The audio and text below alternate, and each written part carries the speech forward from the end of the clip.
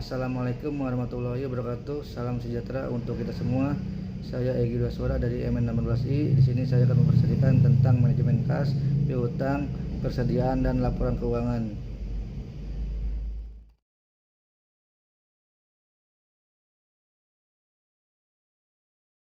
Yang pertama yaitu manajemen kas. Manajemen kas merupakan proses pengolahan dan pengumpulan arus kas agar mencapai arus kas yang optimal. Untuk tujuannya sendiri, manajemen kas utamanya terdiri dari dua elemen, yaitu likuiditas dan earning. Likuiditas merupakan kemampuan perusahaan untuk melunasi kewajibannya seperti hutang usaha, dividen, pajak pada waktu tertentu. Pada tujuan manajemen kas, likuiditas dan arus kas perusahaan dijaga supaya seimbang. Untuk aspek-aspeknya sendiri dalam manajemen kas, yang pertama yaitu administrasi kas harian. Administrasi kas harian adalah suatu tertib administrasi penerimaan dan pengeluaran kas serta saldo akhir sehingga dapat dibuat laporan kas up to date yang bisa memberikan informasi mengenai struktur penerimaan kas. Yang kedua, budget kas.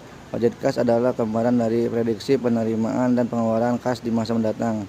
Yang ketiga, safety cash balance. Dalam pengelolaan kas, setiap manajer keuangan selalu berusaha agar di dalam perusahaan terjadi aliran kas yang teratur dengan baik.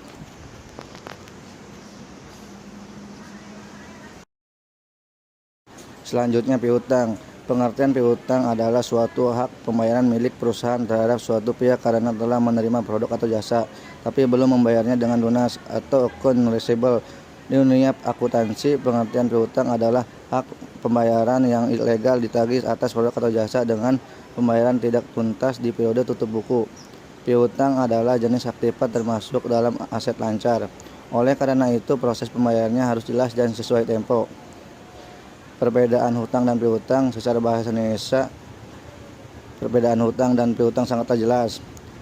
Hutang merupakan kewajiban pembayaran atas jasa yang telah diterima, sedangkan piutang berarti sebaliknya. Akan tetapi dalam proses pelaporan keuangan, perbedaan hutang dan piutang perlu dilihat dari berbagai aspek. Hutang atau account payable termasuk dalam akun kredit saat dibayar dan akun debit saat diterima.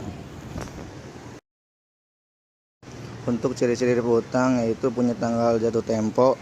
Piutang adalah transaksi dengan jatuh tempo tertentu berdasarkan kesepakatan pihak debitur yang berhutang dan kreditur pemberi hutang.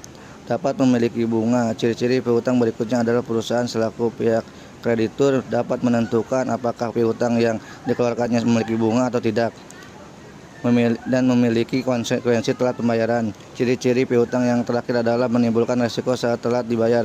Piutang adalah salah satu komponen aset penentu lancar tidaknya operasional perusahaan.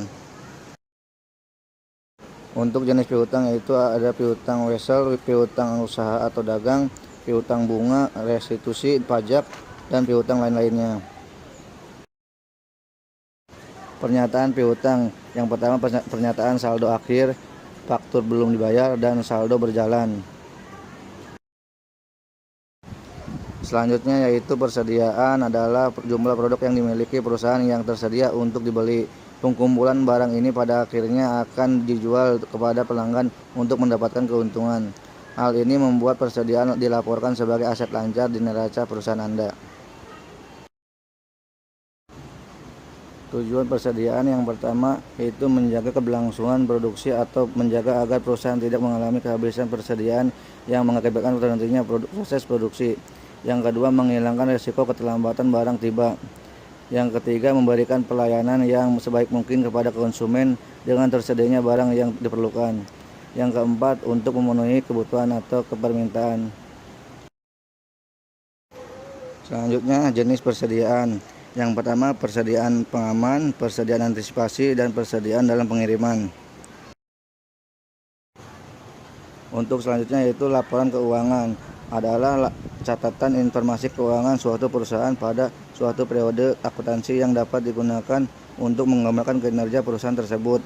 Laporan keuangan merupakan bagian dari proses pelaporan keuangan di mana biasanya sering dilakukan audit oleh lembaga pemerintah, akuntan, firma, atau lembaga lainnya dengan tujuan untuk memastikan akurasi dan untuk tujuan pajak, pembiayaan, atau investasi.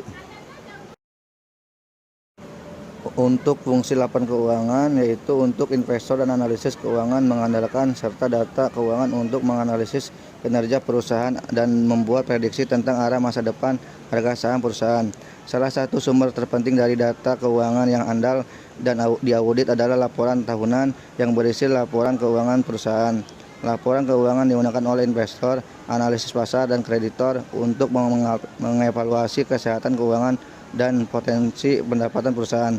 Tiga laporan keuangan utama adalah neraca, laporan laba rugi, dan laporan arus kas.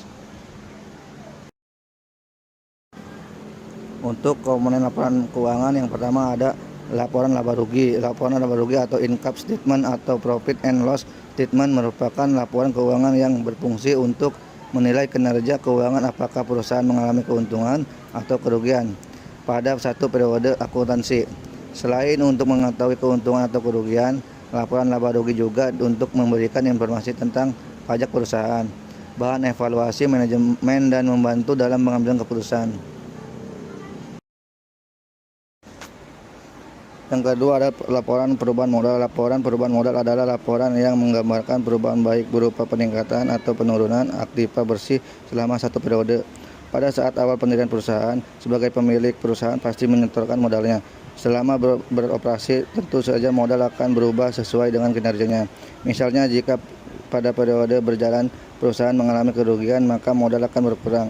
Sebaliknya, jika perusahaan mengalami keuntungan, maka modal akan bertambah. Yang ketiga ada laporan posisi keuangan. Seperti namanya, laporan posisi keuangan atau neraca atau balance sheet merupakan laporan keuangan yang menunjukkan posisi dan informasi keuangan sebuah perusahaan. Dalam laporan neraca, kamu akan melihat informasi tentang aset, kewajiban, dan modal perusahaan secara lengkap dan rinci. Dengan kata lain, elemen dalam laporan neraca hanya 3 akun tersebut. Yang terakhir ada laporan arus kas. Jenis laporan keuangan yang keempat yakni laporan arus kas atau cash flow statement. Laporan arus kas memberikan informasi tentang aliran kas perusahaan yang masuk dan keluar. Selain itu, laporan arus kas juga berfungsi sebagai indikator untuk memprediksi arus kas di periode yang akan datang.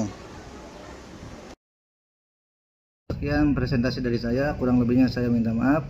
Wabillahi taufiq wal hidayah. Wassalamualaikum warahmatullahi wabarakatuh.